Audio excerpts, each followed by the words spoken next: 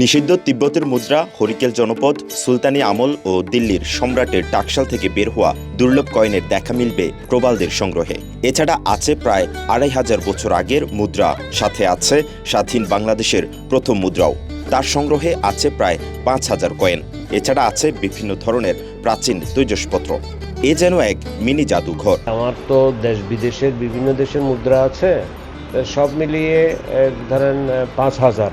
আমার কাছে ওই যে মুদ্রাগুলি আছে তার মধ্যে পুরাতন মুদ্রা যেটা ২৫০০ বছর আগের। আমার কাছে রাশিয়ার একটি নোট আছে ১৯১২ সালের 100 রুবলের। এটা প্রায় 1 ফুটের উপরে লম্বা এবং ৪-৫ ইঞ্চি চওড়া।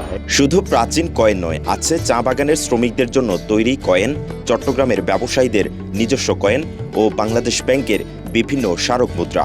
প্রায় ৩৬ বছর ধরে সংগ্রহ জীবন চলছে তার। প্রথমে মুদ্রা নিয়ে সংগ্রাহক জীবন শুরু হলেও এরপর মেডেল সহ বহুজাতিক ঐতিহাসিক বিষয়বস্তু সংগ্রহ করেন প্রবাল দে। এইখানে আমার কাছে একটা তিব্বতের নোট আছে, যেটা পেপারটা হ্যান্ডমেড এবং ছাপানোটা হ্যান্ডমেড, এই ব্রিটিশদের মুদ্রা। এরপরে আরও পুরনোর দিকে যখন যাবে, সেই মুঘল শাসন আমলের মুদ্রা, তারপরে স্বাধীন সুলতানদের মুদ্রা, ভারতবর্ষের স্বাধীন সুলতানদের মুদ্রা, দিল্লির সুলতানদের মুদ্রা, এগুলো কালেকশন করব। জীবনের সব আয়োজন এখানে একসাথে।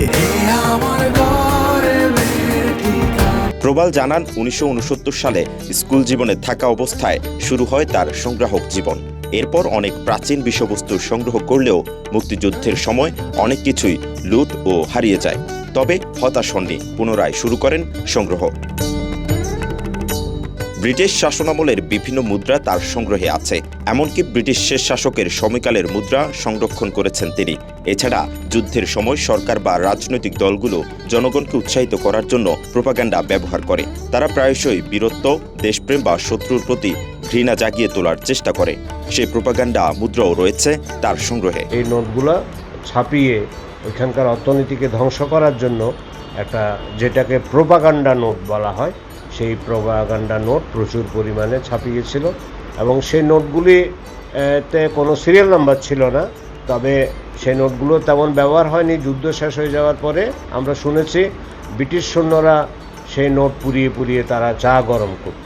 ব্রিটিশের শেষ শাসক ষষ্ঠ জর্জের কয়েকটি নোট আমার আছে।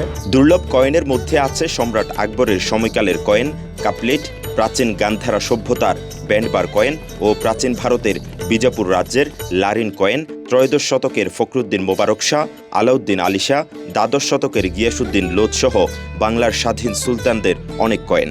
তবে এর মধ্যে সবচেয়ে দুর্লভ কয়েনটি ছিল চতুর্দশ শতকের। পানের বাটা, হুকো, তারপরে গয়না রাখার বাক্স, এই ধরনের অনেক সংগ্রহ আছে। বিভিন্ন গভর্নর, বিভিন্ন ডিজাইন এবং বিভিন্ন পিরিয়ড নিয়ে আমি সংগ্রহ করি।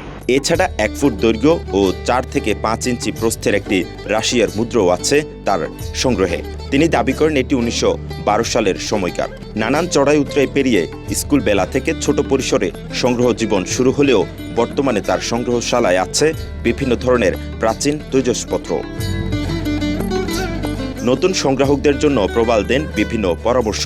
ধৈর্যের সাথে ধীরে ধীরে দেশীয় প্রাচীন মুদ্রা কিংবা জিনিসপত্র দিয়ে শুরু করে ধাপে ধাপে আগানোর দিকে নির্দেশনাও দেন তিনি। মেহরাজ হোসেন, কালের কণ্ঠ, চট্টগ্রাম।